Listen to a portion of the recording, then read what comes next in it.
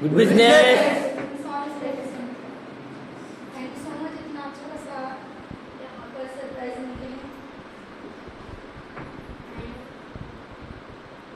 यहाँ पर मतलब जिस स्टेज के ऊपर खड़ी हूँ इस बिजनेस के ज्वाइन करने के बाद सबसे बड़ा मेरा टर्निंग पॉइंट यही था कि बाकी इनकम रहे, काम करने के बाद आएगी जो आएगी, बट सबसे इम्पोर्टेंट था कि मुझे सेरेमनी चाहिए थी। जब ट्रेनिंग के लिए लॉकडाउन के पीरियड के बाद यहाँ पर पहली बार आई थी, सब कुछ बंद था। ट्रेनिंग 2 दिन की ट्रेनिंग ऑफिस में, बाकी की सब ट्रेनिंग रही या मेरा इंटरव्यू जो भी था एप्रोलैंड का वो रूम पर ही हुआ था। तो इतनी चीज़ें देखनी थी, सिर्फ एक ही ट्रस्ट था जिस पर्सन के ट्रस्ट के ऊपर यहाँ पर आई थी। फर्स्ट स्टैंडर्ड से यहाँ तक हर क्लास में टॉपर थी। आप भी किसी न किसी पर्सन के ट्रस्ट के ऊपर आए हो, सेम यही चीज़ें रही थी। मैं यहाँ पर अक्षता सिन्हा के ट्रस्ट के ऊपर आई थी, वो यहाँ पर कर रही है कुछ, इस वजह से मैंने भी यहाँ पर बिजनेस करने का डिसीजन लिया था। बाकी रही बात कैलकुलेशन सिस्टम में प्रॉफिट रहे या बिजनेस, इतना कुछ समझ में नहीं आता था क्योंकि मेरे पूरे खानदान में 27 मेंबर की फैमिली है, कोई भी बिजनेस नहीं करता है। मैं यहाँ पर अकेले से पहली लड़की हूँ जो यहाँ पर काम करे, बिजनेस करे। यहाँ पर आने के बाद रही बहुत सारी प्रॉब्लम्स आई थी, जैसे कि बिजनेस को स्टार्ट करने के बाद रहेंगे। पहली बात ये कि जब ट्रेनिंग में सेकेंड डे में पता चला था पैसों के बारे में, लॉकडाउन का पीरियड था, आपको भी बता दें कि कंडीशन क्या रही थी उस टाइम पीरियड में। फिर भी जब पैसे यहाँ पर पता चले थे कि बिजनेस स्टार्ट करने के लिए पैसे लगने वाले हैं, तो इतना टेंशन मैंने लिया नहीं था क्योंकि एजुकेशन के ऊपर पापा ने मेरे बहुत कुछ खर्चा किया था, तो इतना टेंशन नहीं था। मैं अक्षता सिन्हा को बार बार एक ही चीज़ बोलती थी, मैं यहाँ पर एप्रोल पास हो जाऊँ, बाकी का जो भी है मेरे घर वाले देखेंगे। वो बार बार पूछी तो मेरा एक ही आंसर आएगा कि बाकी का छोड़ दो, पैसों का क्या है, वो तो मेरे घर वाले हमेशा देंगे। क्योंकि एजुकेशन के ऊपर मुझे हमेशा याद हो रहता है कि घर से इतना दूर भेजना, भी हॉस्टल फैसिलिटी, वहाँ प्राइवेट हॉस्टल में रखना, इतना सारा खर्चा, तो मैम की जो भी परचेसिंग थी वो 100% मुझे यहाँ पर देंगे, इतनी गारंटी तो मुझे थी। बिजनेस को स्टार्ट करने के बाद आया था महीने के लिए, जैसे सबको पता है कोरोना। बिजनेस को स्टार्ट भी नहीं किया था, 7 ही दिन हुए थे, डायरेक्टली घर जाने की बारी आई। मैं और मेरी अपलाइन अक्षता सिन्हा दोनों साथ ही टीम भी घर गई थी। रिटर्न आने के बाद फिर से रिकवर करना, परचेसिंग के लिए लगाए हुए इतने सारे पैसे फिर से रिकवर करना, बिजनेस में फिर से उठना नामुमकिन था। फिर भी एक ही चीज थी, बचपन से हम दोनों साथ में थे। मैडम रैंक के ऊपर जब हम एज बनने के सपने देखते थे तो ऊपर वाले साइड के नीचे के हर एक लोग हम पर हंसते थे, यही बोलते थे कि मैडम रहे, मतलब ऐसे बोलते ना कि हाथ में 1 रुपया भी नहीं है फिर भी कश्मीर जाने का सपना देख रहे। सेम उस तरीके से चीजें हम दोनों के साथ होती थी। अक्षता सिन्हा और हमेशा दोनों हम जब बिजनेस की प्लानिंग करते थे, तुम एज बनोगे बाद में मैं बनूंगी, सेरेमनी रहेगी बाद में मेरी सेरेमनी रहेगी, ऐसा हर एक सपना हम दोनों देखते थे। जब ऊपर वाले लोगों को पता चलता था ये दोनों अभी तो इस मैरिज लाइन के ऊपर है, लेकिन इतने हंसते थे। हमने इस बिजनेस को ज्वाइन करने के बाद कौन हंस रहा है कौन बोल रहा है इस चीज के ऊपर ध्यान ना देते हुए जितनी प्लानिंग हमने यहाँ पर बिजनेस को स्टार्ट करने के बाद की थी उसके ऊपर ध्यान दिया था। रही बात इस चीज के लिए, अगर मैं इस स्टेज के ऊपर आज खड़ी हूँ, इसका स्टार्टअप आया था परचेसिंग के ऊपर पैसे लगाने के बाद की। आप जैसे किसी ना किसी मिडिल क्लास फैमिली से हो, सेम मैं भी एक मिडिल क्लास फैमिली की ही लड़की हूँ। यहाँ आने के बाद सबसे पहला कि जो मानसी सिन्हा यहाँ पर बोल रही थी कि ताजू का नाम लेती है, तो उसके पीछे की वजह ये है कि ज़्यादा कुछ बड़ा काम नहीं करता है कि हमारे डिस्ट्रिक्ट में डे नाइट शिफ्ट करके दिन की मतलब मांगने के बाद दिन के हाथ में 10,000 देना बिल्कुल ही इम्पॉसिबल था। क्योंकि जब मैं टीम में किसी को नया बिजनेस ज्वाइन करते हुए देखती हूँ, बहुत सारे लोग मतलब घर से गालियाँ देते हैं, बोलते हैं कहाँ पर गई है, क्या कर रही है, वहाँ पर असली को काम करने के लिए तो गई है ना। लेकिन उससे मैंने सिर्फ मेरा अप्रूव होने के बाद कॉल किया था, बोला था मुझे यहाँ पर 10,000 लगने वाले। एक भी उल्टा सुल्टा क्वेश्चन ना पूछे हुए डायरेक्टली मेरे अपलाइन के मतलब अक्षता सिन्हा के अकाउंट में 10,000 रुपये क्रेडिट हो। वहाँ तो मैं पूरा शॉक हुई थी कि एक MIDC में काम करने वाला नॉर्मल पर्सन डायरेक्टली 10,000 रुपये अकाउंट में क्रेडिट करना नामुमकिन था। ये बात है। उसके बाद ये यहाँ पर वो आज प्रेजेंट नहीं है, मेरे अंकल की बेटी है और दूसरा मेरा एक करीब का दोस्त है, आज यहाँ पर प्रेजेंट नहीं है। इन 3 लोगों ने अगर मुझे वहाँ पर सपोर्ट नहीं किया होता तो आज शायद मैं इस चीज़ का कभी स्टार्टअप भी नहीं कर पाती। मैं बहुत ही दिल से उनकी शुक्रगुजार हूँ कि उन्होंने मुझे इस मेरे मुकाम तक लाने के लिए, मेरे इस ड्रीम को कंप्लीट करने के लिए मुझे यहाँ पर हेल्प की है।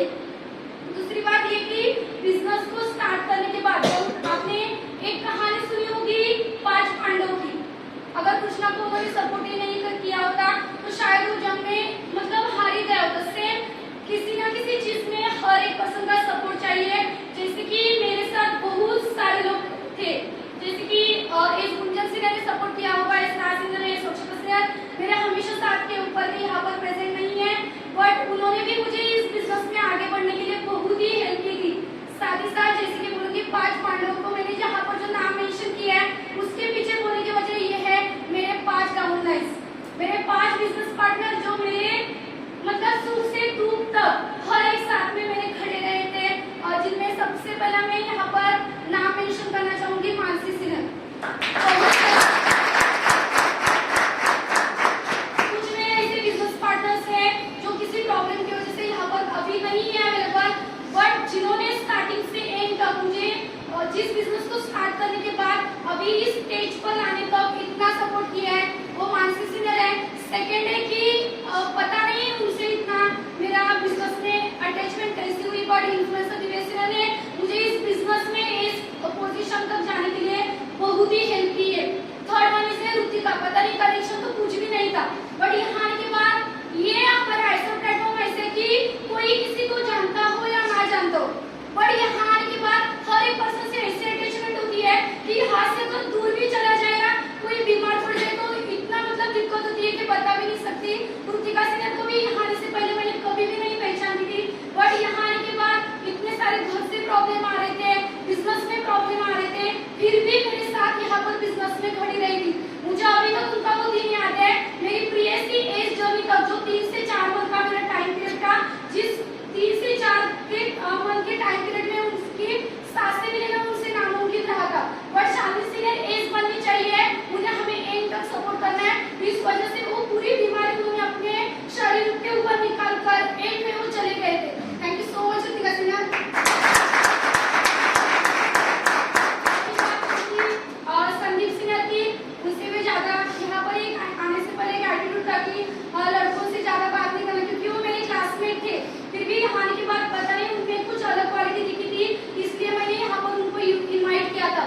लड़का है, ज्यादा कुछ बात नहीं करता था, इस पूरे सेंटर में या पूरे ऑफिस में अगर मेरी किसी से जमती नहीं है तो वही है, बट मुझे बाहर से इस मेरे पूरे सेरेमनी का जब सरप्राइज प्लान कर रहे थे, तब मैंने बहुत लोगों से सुना है कि अक्षता सिन्हा से करीब रह के बहुत ज्यादा प्लानिंग संदीप सिन्हा और दिव्या सिन्हा ने किए, कभी भी मुझे बताते नहीं थे, बट उन्होंने मुझे बहुत ही हेल्प की है इस बिजनेस में। और पांचवे मेरे बिजनेस पार्टनर है अक्षता सिन्हा, जो मेरे गाँव से आई है, स्कूल से मेरे साथ में ही थी, यहाँ आने के बाद उनका भी मुझे इस बिजनेस में बहुत ही सपोर्ट हुआ है। उसके बाद साक्षी सिन्हा, सब हर एक पर्सन का नाम यहाँ पर नहीं ले सकती, लेकिन उन पूरे वन पर्सन का यहाँ पर मैं थैंक यू बोलना चाहूंगी, जिनकी वजह से मैं आज इस स्टेज के ऊपर हूँ। मेरे 5 बिजनेस पार्टनर तो हमेशा मेरे साथ ही रहे थे, लेकिन मेरी टीम में एक ऐसी लड़की थी जो एक बिजनेस पार्टनर जैसे मेरे हमेशा साथ में खड़ी रही थी। मैंने आज तक बिजनेस को स्टार्ट करने से अभी तक का एक भी ऐसा क्षण नहीं है जो मैंने अक्षता सिन्हा को नहीं बताया होगा। हर एक की पूरी शेयरिंग, पूरी प्लानिंग उनको पता रहती है, लेकिन प्रीवियस की जर्नी से एज की जर्नी तक का जितना टाइम पीरियड था, उस टाइम पीरियड में कभी कभी ऐसा होता था कुछ सुनता नहीं था, कभी खुद के ऊपर प्रेशर आना, इस वजह से मैं इतना हेडेक होती थी कि सारा गुस्सा टीम के ऊपर तो निकाल नहीं सकती। तो एक मेरी लड़की हमेशा मेरे साथ में रहती थी, कभी भी कोई भी डांट दो, कभी भी ऐसे ही इजीली सुनकर हर मेरे प्रॉब्लम में मेरे साथ खड़ी रहकर उन्होंने मेरा यहाँ पर सपोर्ट किया है, जिनका नाम इन्फ्लुएंसर पूजा सिन्हा है। 3 महीने के 3 से 4 महीने के मेरे प्रीवियस की एज जर्नी तक का मेरा जो टाइम पीरियड था, या जितना भी टाइम हुआ है, उस टाइम पीरियड में मैंने बहुत लोगों से बहुत कुछ सीखा है। यहाँ तक आते तक मेरी ये पास है और पूजा सिन्हा से, और वही हर एक पर्सन से जिन्होंने मुझे यहाँ तक लाने के लिए मुझे हेल्प की है, उनको भी कहीं पर कोई भी कौन सी भी मुझसे अगर हेल्प चाहिए होगी तो 100% मैं आपके साथ वहाँ पर खड़ी रहूंगी। दूसरी बात ये कि जब हमने लॉकडाउन के पीरियड में हमने बिजनेस को ज्वाइन किया था, ये बात तो यहाँ तक ठीक है, बट जब अक्षता सिन्हा और मैं यहाँ पर रिटर्न आए थे, तो मुझे वो दिन अभी तक याद है कि मुझे घर में ऐसे काम वगैरह करना इतना कभी दिया नहीं था। इसके पीछे की भी बहुत सारी वजह, इतना लाड प्यार से पाला था। यहाँ आने के बाद एक रूम में 17-18 लड़कियों के साथ एडजस्ट करना, जब कोई टीम में से पर्सन मेरे पास छुट्टी निकालने के लिए आती है या कोई कंप्लेंट लेके आती है, सीनियर हमें यहाँ पर पसंद नहीं है, इतना काम करना होता है, खाना बनाना होता है, इतने बर्तन मांजने होते हैं, कोई लड़की हमेशा झगड़ा करती है, ये सब कुछ जब मेरे पास कंप्लेंट्स लेके आती है, बोलती है नहीं पास हुआ, तो मुझे क्या आंसर देना यही मुझे आता नहीं, क्योंकि जब मैंने बिजनेस को स्टार्ट किया था अक्षता सीनियर्स के साथ, तब मुझे अभी तक याद है जब उन्होंने नया रूम लिया था, हम 17-18 लड़कियां एक रूम में रह रही थी। खाने की बात करूं तो क्या बोलो, अभी आपको राइस के ऊपर दाल या दाल में राइस रहता था यही पता नहीं था। उस टाइम में ये खाना भागकर या इतने लड़कियों के साथ उस टाइम में क्लासमेट मेरे साथ थी, रूम में खाना बना नहीं आता तो पनिशमेंट रहती थी कि पनिशमेंट या बोलिए खाना नहीं बना तो खुद से समझ में आना था कि बर्तन मांजना। 17-18 लड़कियों के इतने बर्तन मांजने, जब मैं उनके साथ सब कुछ करती थी तो सच में वहाँ पर इतनी मार की आदत थी, तब भाई की बोली हुई वो सेंटेंस मुझे हमेशा याद था कि घर में जब मेरी माँ खाना बनाती थी तो कुछ ऊपर नीचे हो जाता था तो मैं हमेशा उसको बोलती थी क्या खाना बनाया, या उसके ऊपर चिल्लाना। हमारे 3 लोगों का, मेरा, पापा का और भाई का, हमेशा लगता है कि उसने कुछ भी खाना बनाया उसमें कुछ ना कुछ कमियां 100% निकाल दे।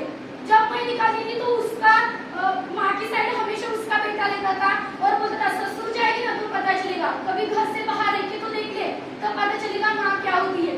और जब मैं यहाँ पर बिजनेस को ज्वाइन करने के लिए आई थी, सच जब वो खाना खाने के बाद रात में इतने एडजस्टमेंट करके सोना बहुत ही वो मतलब पूरे दिन थे, फिर भी अगर कभी ऐसे लगता था बैग पैक कर लो और घर चली जाओ तो पीछे मुड़ के सिर्फ इन 3 लोगों का चेहरा सामने आ जाता था तो सब कुछ भूल जाती थी। घर में कभी माँ बीमार रहती थी तो मुझे अभी तक पता है, मैं, मेरा भाई और मेरे पापा हमेशा उसको बोलते थे क्रोसिन की गोली है वो हमेशा खा के ही सोती। कभी भी कोई भी बीमारी हो, बुखार हो, कोई भी हो, वो हमेशा क्रोसिन की गोली खाती थी और सोती थी। उस टाइम हमने कभी भी नहीं सोचा क्योंकि पापा कमाते थे हम खाते थे, इतना ही चल रहा था। मुझे तो उस टाइम एजुकेशन में इतना इंटरेस्ट था कि कॉलेज की भी 45,000 हो या 50,000 कुछ भी नहीं सोचती थी। पापा पैसे देते थे, हम एंजॉय कर रहे थे, इतना ही चल रहा होता। जब वो क्रोसिन की गोली खा के सोती थी, पता नहीं अभी तक चला कि वो क्रोसिन की गोली क्यों खाती है। पर हम वहाँ पर उनको तीनों लोग डांटे थे कितनी खाएगी क्रोसिन की गोली, फैक्ट्री बना रही है क्या पेट में, हमेशा बोलती थी। लेकिन जब मेरा प्रीएस से एज बजे तक का टाइम पीरियड था, मुझे अभी तक याद है, मैंने उस टाइम पीरियड में जितने 16 क्लासेस रहेंगी एंटर करने से पहले क्रोसिन की आप आइडेंटिटी गोली खा के ली थी। इसकी मेरी खाने के पीछे की वजह थी, अगर डॉक्टर के पास चली जाओ तो डॉक्टर कुछ ना कुछ बीमारी बताएगा तो हाथ से सब कुछ निकलना चाहिए। अगर बीमार पड़ के रही उसका इलाज करने के लिए घर में चली जा, और इतना उस टाइम पीरियड में अगर मेरे हाथ से सब कुछ चला गया तो, क्योंकि वो 3 महीने ऐसे थे मेरी जिंदगी में जो मुझे यहाँ तक लाने वाले थे। इस वजह से मैंने किसी को भी इस बीमारी के बारे में रहे या उस सिस्टम लेने से पहले मैं क्यों लेती थी, हमेशा मेरे बिजनेस पार्टनर जो देखते थे तो बोलते सीनियर रहने दो, हम सिस्टम लेते थे। लेकिन मुझे किसी के ऊपर बिलीव ही नहीं रहता था क्योंकि ट्रेनिंग सिस्टम में जो पहली सिस्टम थी मैं लेती थी तो हर एक पर्सन का इससे अच्छे से ऑब्जर्व करती थी कि ये पर्सन ना एंड तक अगर जाएगा इसका मैं दूंगी तो 100% रहेगा। जब एंटर करने से पहले कोई मेरा बिजनेस पार्टनर बोलने के लिए आता सीनियर रहेंगे तो आपकी तबीयत ठीक है ना, हम एडजस्ट कर लेंगे, तब मुझे एक ही टाइम में आता था ठीक है ये मेरे साइड में या मुझे एडजस्ट करके वहां पर क्लास लेने के लिए तो चला जाएगा। अगर एंड में इसका रिजल्ट नहीं मिला तो एक दिन का तो एक क्रोसिन खा के ना थोड़ी मैं फैक्ट्री बनाने वाली। ये सब कुछ याद रखे मैं जब उस क्लास में जाती थी रिटर्न में चली आती थी, वो पूरे शॉक होते थे, बोलते सीनियर आप ऐसे कैसे एडजस्ट करते हो खुद को। मैं भी जब 3 महीने कंप्लीट हुए थे अभी तो वो मुझे दिन याद है, 15 तारीख की रात के 11:30 बजे तो मेरा सर इतना दर्द हो रहा था, फिर भी वो कुछ हेडेक जितना हो रहा था वो मतलब महसूस ही नहीं हो रहा था क्योंकि वहाँ मेरी जो प्रीवियस की जर्नी थी मैं लास्ट इंट्रेंस रैंक के ऊपर थी, वहाँ पर वो मेरी जर्नी खत्म हुई थी। रही बात इतना सब कुछ करने के पीछे की वजह थे पापा।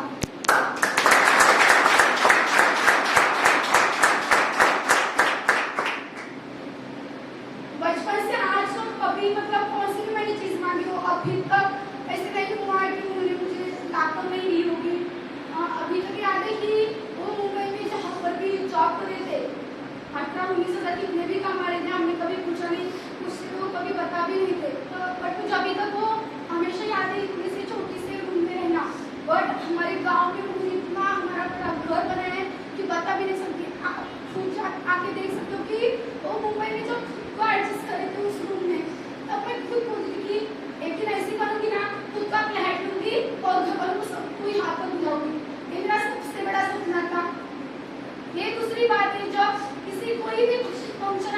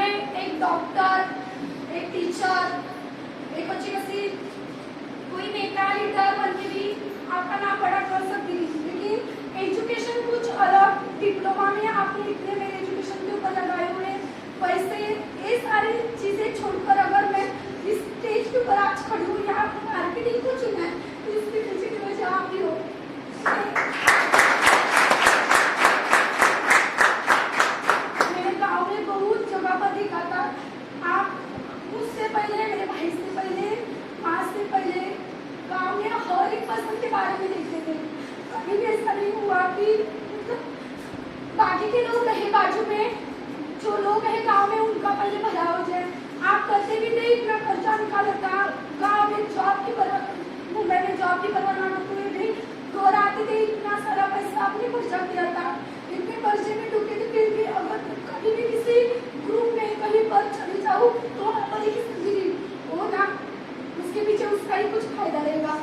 मैं उसी टाइम उनको उल्टा रिस्पॉन्स दे सकती थी वहाँ पर, बट हर एक का मुंह बंद करना मेरी बस की बात नहीं थी उस टाइम या मेरी जिंदगी में। अभी तक जब मेरी 22 एज कंप्लीट हुई है, इस एज तक मैंने हर एक पर्सन से मिलूं, इतने लोगों से मिली हूँ, हर एक पर्सन से मैंने एक तो सेंटेंस सीखा है कि जिंदगी में किसी से एक्सपेक्टेशन रखना बहुत ही बुरी बात है। इस वजह से मैंने यहाँ पर इस बिजनेस में रुकने का डिसीजन लिया था कि मैं यहाँ पर खुद आपको इस कम एज में, कम टाइम में इस स्टेज के ऊपर लाऊं। मेरे इस इतनी मन में रखी हुई चीजों को, दबाई हुई रखी बातों को ऐसे मुंह से बाहर निकलो। एक बार कभी तो ऐसा आ जाए कि मैं जितनी भी चीजें मेरे मन में चल रही है वो आपको बताऊं। इस वजह से मैंने इस बिजनेस को ज्वाइन किया था।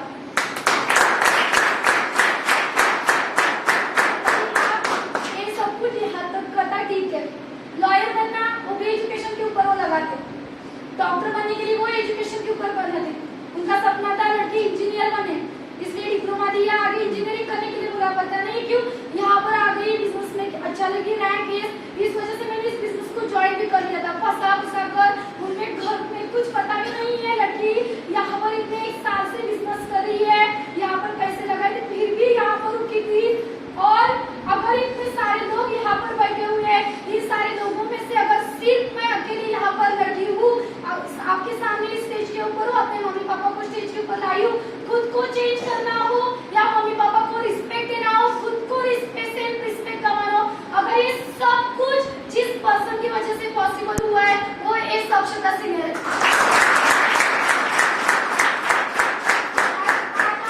मुझे चांस ही ना दिलाती, शायद आज मुझे आप इस प्लेटफॉर्म के ऊपर बुलाती ही नहीं, तो पता नहीं आज कहीं पर 10-15 हजार में जिंदगी काट रही होती। कहीं पर एडजस्टमेंट करना, 15,000 आई है, 5,000 घर में ना, 10,000 वहाँ, यही पर रही होती। कभी भी मैं ऐसे किसी के सामने यहाँ पर आके बोलना, मम्मी पापा को इतनी रिस्पेक्ट देना, खुद को चेंज करना, खुद की इज्जत कमाना कभी भी मुझसे पॉसिबल नहीं होता। प्रियस की पहले हमेशा ऐसे रहता था, क्लासमेट थे, अप्लाई थी, हमेशा ऊपर जनरेशन की थी, बार-बार लोगों को बताना पड़ता था अप्लाई में रिस्पेक्ट है, अप्लाई में रिस्पेक्ट है। लेकिन बिजनेस में आने के बाद जब मैं इंटर किया था, क्लासमेट तो ये क्यों रिस्पेक्ट दूं, हमेशा साथ में ही रहे, साथ में ही थे, तो यहाँ पर उनको रिस्पेक्ट देकर क्या करूं। हमेशा ये लगता था जब वो इन्फ्लुएंसर बने थे फिर भी कभी भी उनको रिस्पेक्ट मिली ना, अक्षता मुझे ये नहीं करना, मुझे नहीं सर्कल के पीछे जाना। हर बार उन्होंने बताई हुई चीजों को उल्टा घुमाना, क्योंकि पहले से ही आदत थी, 10 लोगों का फ्रेंड सर्कल था, उसमें से मैं अकेले ऐसी लड़की थी जो सबसे शरारत करना, वो उनको पहले से ही मतलब, फिर भी उतने टाइम में उन्होंने मुझे एडजस्ट करके वहां पर लिया था। जब वो कभी भी किसी से किसी भी लेकर चीज को लेकर जब हमारा झगड़ा होता था, चाइनी का किसके साथ झगड़ा हुआ, हाँ उस सेंटर में वो लड़का है, वो लड़की उसके साथ झगड़ा हुआ, गलती या कोई भी चीज हो मुझसे पूछे पहले वो उस पर्सन के सामने खड़ी कर रही थी झगड़ा करने के लिए। अभी तक मुझे पता है कभी भी कोई भी चीज, मैं इस एपिसोड में आने के बाद पता नहीं इतनी कब चेंज हो गई, कोई भी पर्सन मेरी गलती नहीं है, फिर भी अगर सामने से बोलता है तो मेरे मुंह से वर्ड ही नहीं निकलता, ठीक है सिनार, ठीक है नहीं तो हम आगे देखेंगे। बट उनको जब ये बात पता चलती है कि शालिनी की इसमें कुछ भी गलती नहीं थी, फिर भी उसको सुनना पड़ा क्योंकि वो बाद में जाके गरीब को रो रही थी। तब पता नहीं घर वालों ने मेरी मुझसे प्यार को रहते हैं, मैं उनकी लाडली थी, यहाँ तक तो मुझे पता था, लेकिन उन्होंने मतलब घर वालों के जैसा उतना उन्होंने मुझसे अटैच क्यों हुई, उन्होंने मुझे इतना प्यार क्यों किया, पता नहीं। कभी भी किसी के साथ जाके झगड़ा करना, मेरी प्रियस की एक जर्नी तक उन्होंने खुद के ऊपर कभी भी ध्यान नहीं दिया था, सिर्फ उनको ये लग रहा था 4 बिजनेस पार्टनर है उनके, हर एक कोई किसी को 100% देकर हेल्प करी थी, लेकिन उस टाइम पीरियड में उन्होंने कभी भी उनके बारे में सोचा नहीं था। हर टाइम मेरे साथ खड़ी रहती थी, स्कूल में थी, कभी भी उन्होंने ये भी रिलेशन नहीं रहा घर से है, गाँव से है, स्कूल से कभी भी नहीं, बिजनेस कर रही है, मेरे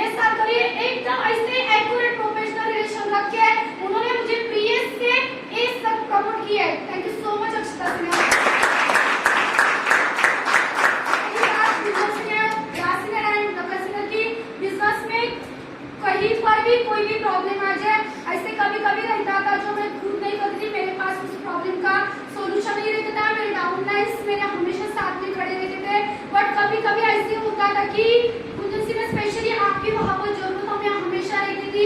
अक्षता सिन्हा भी साथ में खड़े थे, फिर भी कहीं पर कोई भी प्रॉब्लम आ जाए आप इन्होंने मुझे ई टाइप की डायरेक्टली बहुत सपोर्ट किया है, उसके लिए thank you so much. Thank you so much यहाँ तक मुझे इस स्टेज के ऊपर लाने के लिए, इतनी हेल्प करने के लिए, मुझे आगे प्रमोट करने के लिए मेरे down lines influencer Mansi, influencer Dinesh Sinha, influencer Sandeep Sinha, Akshata Sinha, Ritika Sinha, मेरी बहन मेरे साथ खड़ी थी साक्षी, उसके बाद इन्फ्लुएंसर ऋतुजा सिन्हा, अक्षता सिन्हा, अपूर्वा सिन्हा, अभिषेक सिन्हा, गणेश सिन्हा, हरी सिन्हा, प्राजक्ता सिन्हा, आप सभी ने मुझे यहाँ तक लाने के लिए अपने 100% देकर, कभी टीम में कोई प्रॉब्लम हो जाए गलती ना होकर भी मेरी इतनी बातें सुनकर मुझे यहाँ तक लाने के लिए thank you thank you thank you thank you so much.